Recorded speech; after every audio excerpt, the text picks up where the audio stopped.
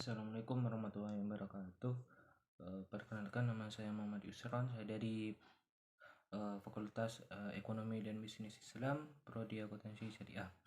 Di sini saya akan menjelaskan atau memberikan kesimpulan terkait video dari Bapak Abdul Wadud Nafis tentang peradaban Islam pada masa pemerintahan Abbasiyah.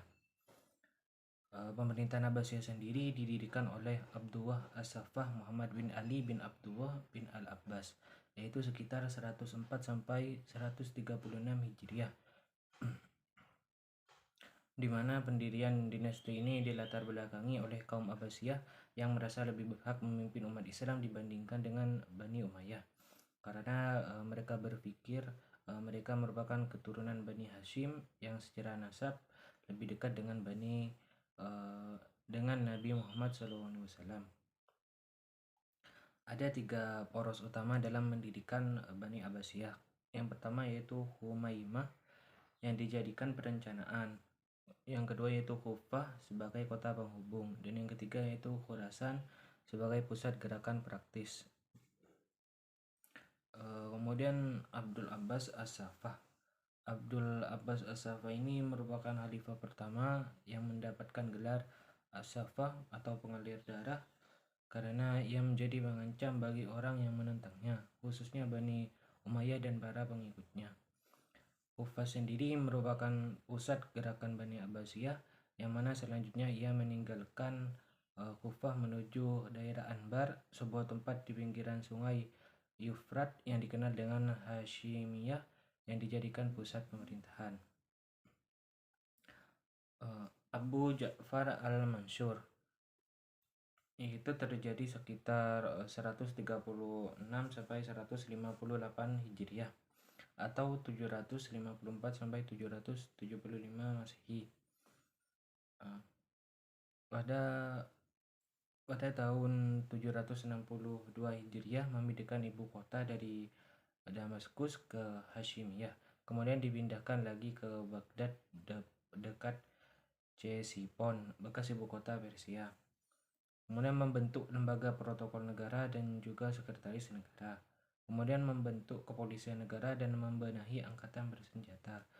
Kemudian di bidang pemerintah, ia membentuk tradisi baru dengan mengangkut wazir sebagai koordinator departemen. Kemudian menaklukkan kembali daerah-daerah yang melepaskan dari pusat pemerintahan. Kemudian Abu Ja'far Harun Ar-Rasyid, yaitu sekitar 170 sampai 193 Hijriah. Yang pertama yaitu belusukan, kemudian yang kedua yaitu sangat memperhatikan ilmuwan dan budayawan. Yang ketiga sangat sulit mencari orang untuk memberikan zakat, infak, dan sedekah. Pada masa pemerintahnya, kesejahteraan sosial, kesehatan, pendidikan, ilmu pengetahuan, dan kebudayaan serta kesutraan berada pada masa keemasannya. Pada masa inilah negara Islam menempatkan dirinya sebagai negara terkuat dan tak tertandingi.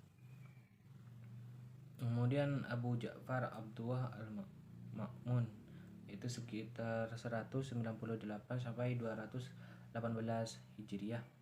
Pertama yaitu pertanian berkembang pesat. Kemudian yang kedua hafilah datang kembali ramai. Kemudian menyediakan dorongan kuat kepada pengetahuan, ilmu kedokteran, matematika, dan filsafat.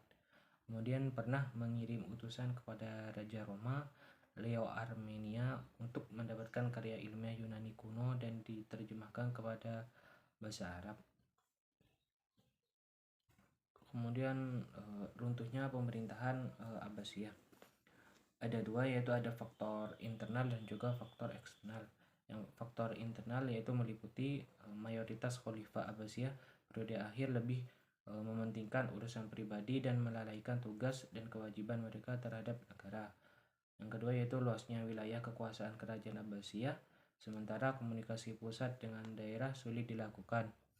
Kemudian yang ketiga yaitu semakin kuatnya pengaruh keturunan Turki mengakibatkan kelompok Arab dan Persia menaruh kecemburuan atas posisi mereka.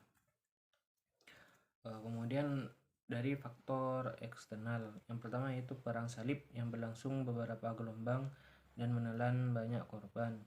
Yang kedua yaitu penyerbuan tentang tentara Mongol di bawah pimpinan Hulaga Khan yang menghancurkan Baghdad. yang ketiga itu munculnya kerajaan Safawiyah di Iran. Mungkin hanya itu yang dapat saya sampaikan, kurang lebihnya mohon maaf. Assalamualaikum warahmatullahi wabarakatuh.